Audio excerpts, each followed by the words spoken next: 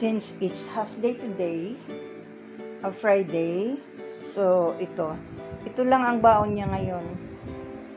Pork ribs adobo, oranges, and sandwich. Ayan. May contrast kasi yung sandwich niya nilagyan ko ng Nutella.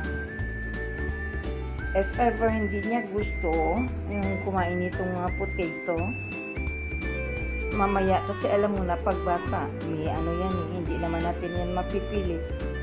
So, meron siyang option na hindi naman siya yung mapas mo ba, kundi she still has something to eat. So, ito yung kanyang baon for today, kay half day raman. Okay?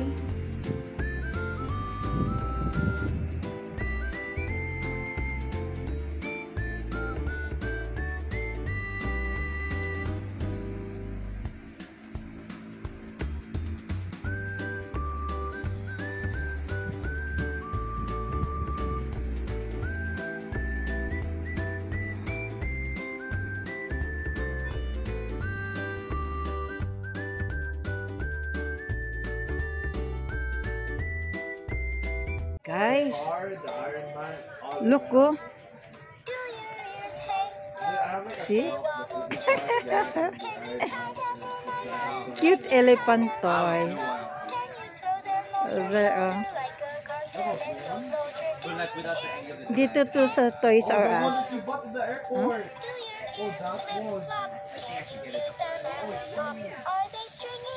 There's only 600. That same blue one was like 500.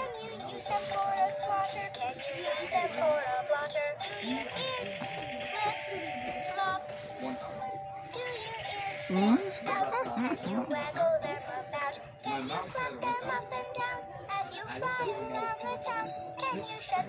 Makalingaw siya.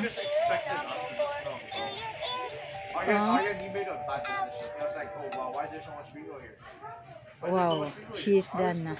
So actually, you can choose. Ayan, lahat sila nag-aano. Lahat sila nagsasalita, kumakanta. So, you need to pick na lang kung alin ang gusto niya. Okay? So, they have their own name. The one is Flora, and the elephant is Fluffy. So,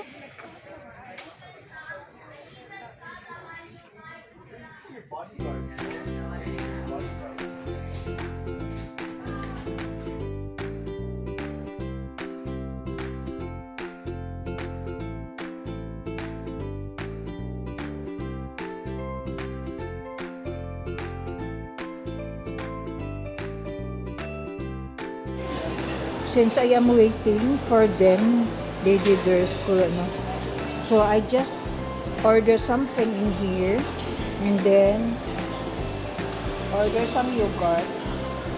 Habang nagpaabot sa gahan, they're gonna be finishing their training in here.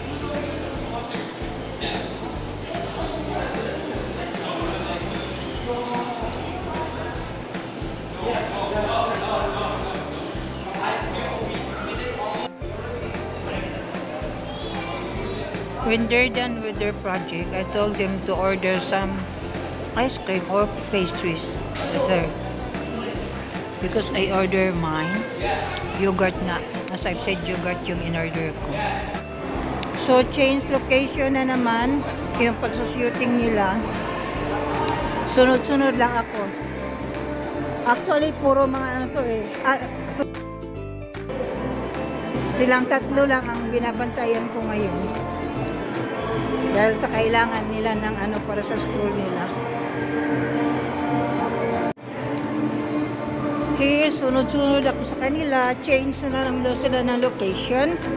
And then, bit-bit ko yung aking yogurt na in-order.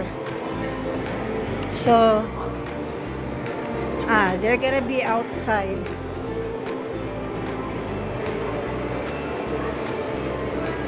Yeah, there is a nice view in there, Lalab. Nice view there.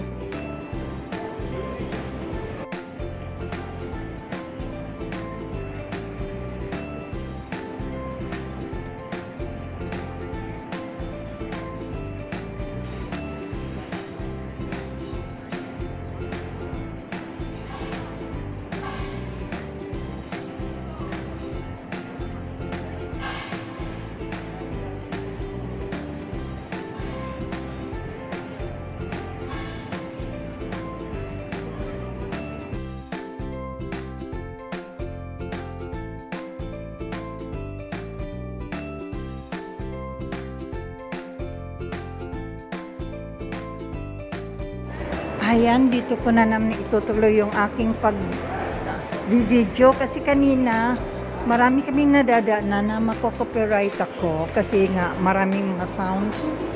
May mga banda na anuhan doon, tugtugan. So, this is it. Ano na kami ngayon? Sa Rostans na kami. Sinusundan-sundan ko lang yung aking alaga at yung kanyang dalawang classmates, of which tinutuloy nila yung kanilang project sa school.